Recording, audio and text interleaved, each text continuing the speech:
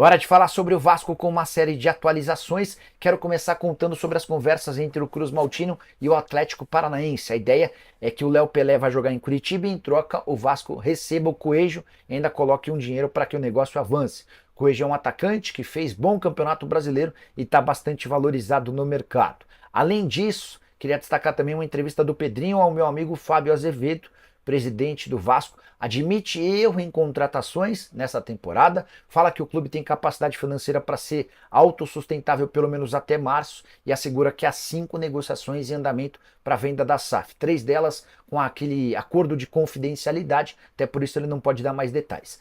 Pedrinho assegura que não há nenhuma negociação avançada, não há proposta na mesa do Vasco para venda da SAF, embora 3 dessas empresas estejam avaliando, estudando, cuidando de todas as documentações, há muitos contratos a serem avaliados. Para completar, o Pedrinho ainda assegurou que Payet e Coutinho continuam para a próxima temporada, segundo o presidente vascaíno.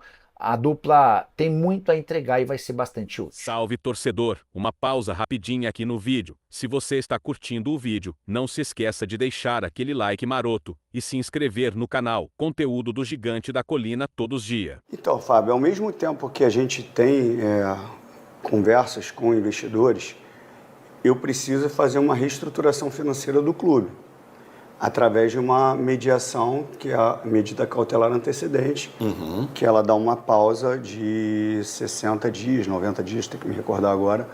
E com isso também a gente ganhou muito mais respiro, porque não tem, obviamente, o dinheiro do RCE, tem um respiro ali que não tem penhoras, então a gente consegue respirar. Isso se gerou muita gasolina até para o início da próxima temporada. Ainda tem a questão das cotas de TV, a premiação do brasileiro. Isso nos dá uma garantia aí, no mínimo, de mais 3 meses. Paralelo a isso, a expectativa é que a gente tem de encontrar um novo investidor. Nesse período de 3 meses? Nesse período. Se isso não acontecer, eu vou ter que reestruturar o Vasco da mesma forma. Que fique mais uma vez claro, porque assim, a gente é muito repetitivo, e aí eu já começo a interpretar um pouquinho como maldade de algumas pessoas de não quererem entender o que eu estou falando. Não tem nenhum empecilho para que eu seja administrador do futebol para um novo investidor. Mais uma vez eu estou falando, zero. Isso nunca vai ser pedido. Zero. Não vai ser uma condição tua? Zero condição. Zero. Zero, zero, zero. Isso não existe. Paralelo à reestruturação financeira, a gente busca o investidor. O que eu não posso é ficar estacionado enquanto um investidor, um possível investidor não chega, e eu não consegui honrar os meus compromissos. Por isso eu tenho que criar um mecanismo aqui para pagar as contas. Então as duas coisas andam de forma paralelas, andam juntas. Agora, o tempo disso é subjetivo, porque é um contrato complexo, é uma situação complexa. Que não tem nada a ver com o contrato vigente. Não. É um outro contrato que vai ser feito. Vai ser feito um outro contrato. Obviamente, o contrato vigente ele está sendo observado. Sim. Né, dentro da NGA, juntamente com todos os números de dívida, enfim, tudo que aconteceu, para justamente o possível investidor entender qual é o cenário e daí, se tiver algum interesse, iniciar uma negociação.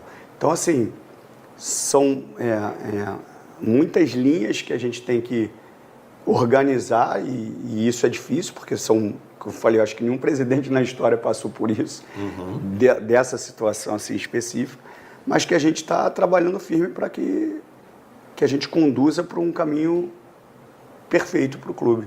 Eu imagino que você, na tua rede social ou grupo de amigos, enfim, a ansiedade você já percebeu do torcedor.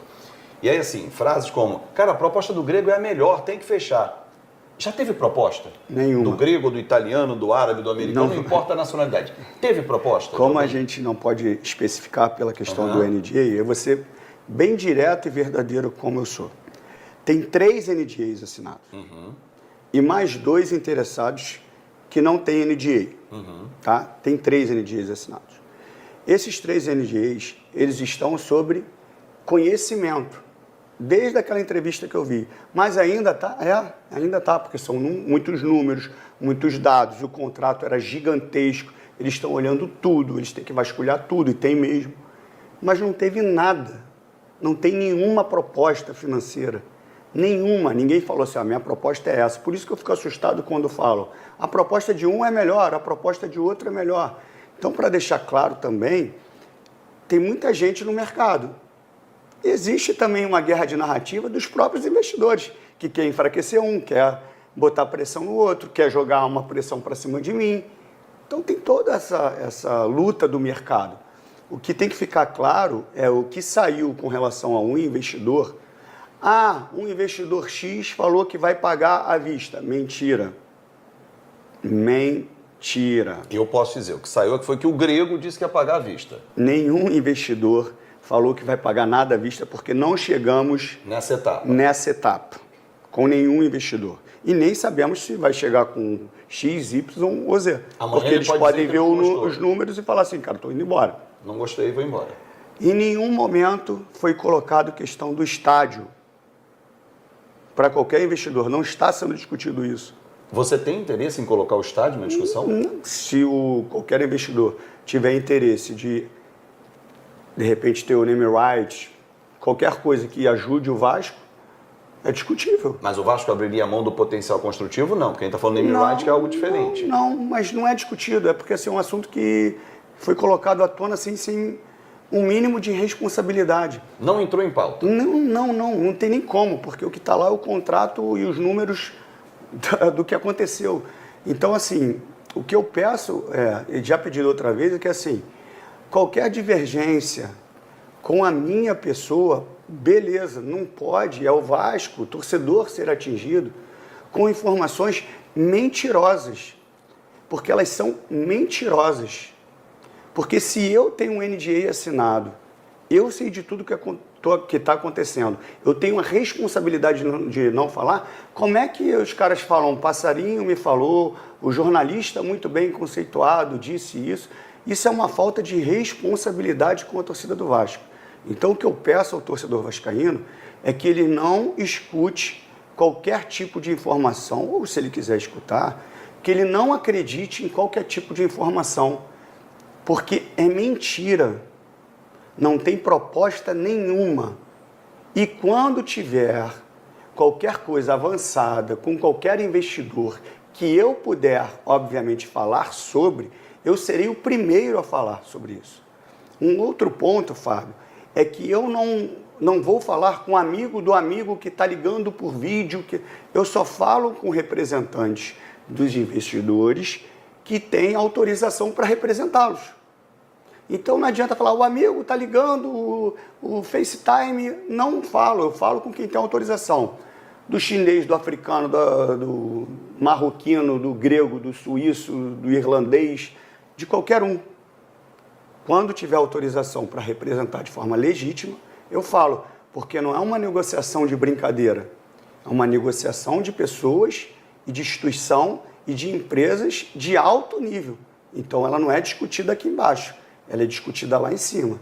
Então eu só peço ao torcedor, cuidado com o que vocês estão ouvindo e estão replicando, que são mentiras de pessoas que não têm responsabilidade com o carinho que o torcedor do Vasco tem com a instituição.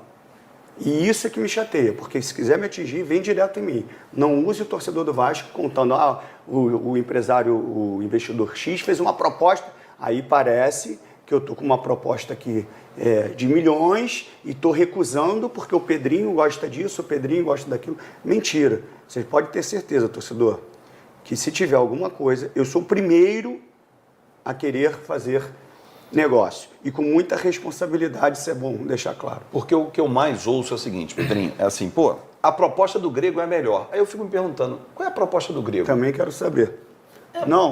Qualquer investidor. Sim, do grego ou do italiano, enfim, você tem 3 NDAs assinados, assim. Porque até onde eu sabia, e o que eu venho passando aqui no canal, bate exatamente com o que você diz, até agora não chegou a esse estágio. Pode chegar ou não, dependendo do avanço da negociação. Chegou a um estágio, ou o investidor pode ir direto à ICAP comprar as ações deles, os 31%? Vamos lá, outro assunto muito bom.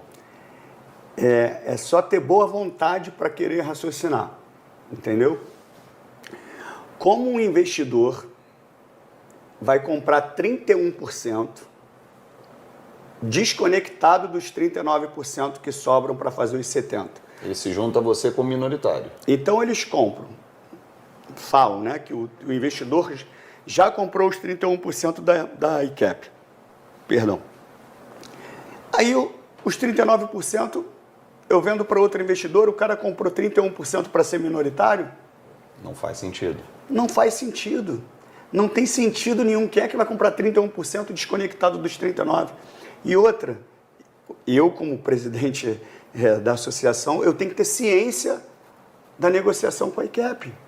E você pode cobrir a oferta? Se chegar uma proposta para a ICAP, obviamente eu tenho que ser consultado e posso empatar ou cobrir. Mas está no contrato, Está né? no contrato. Mas a questão é que ninguém vai comprar os 31% isoladamente, com a possibilidade de ser minoritário. Então, assim, é mais uma mentira. Então, assim, nenhum investidor comprou os 31% da ICAP.